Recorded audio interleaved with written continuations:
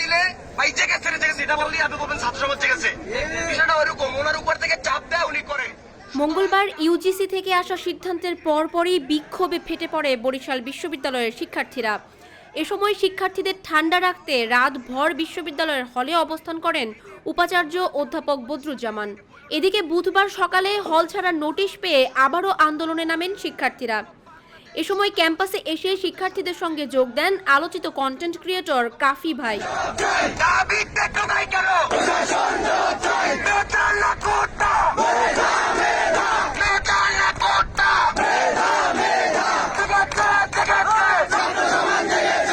পরে তারা ক্যাম্পাস থেকে বেরিয়ে বরিশাল পটুয়াখালী মহাসড়কে অবস্থান নেয়।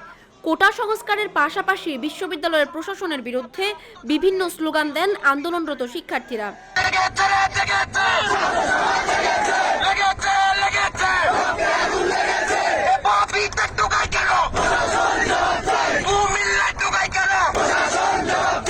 এ সময় মহাসড়কের দুদিক থেকে যান চলাচল বন্ধ হয়ে যায়। এদিকে দুপুর ৩টা ১৫ বরিশাল শহরের সি&বি এলাকায় আন্দোলনরত শিক্ষার্থীদের ওপর গুলি বর্ষণ শুরু করে ছাত্রলীগের নেতাকর্মীরা।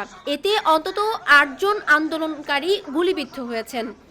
ছাত্রলীগের হামলার মুখে টিকতে না পেরে বরিশাল পটুয়াখালী মহাসড়ক ছেড়ে শহরের দিকে সরে যান আন্দোলনরত শিক্ষার্থীরা।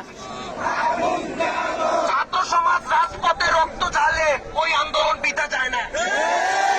বরিশাল বিশ্ববিদ্যালয়ের সাথে আছি, সাধারণ শিক্ষার্থীদের সাথে আছি। ধন্যবাদ।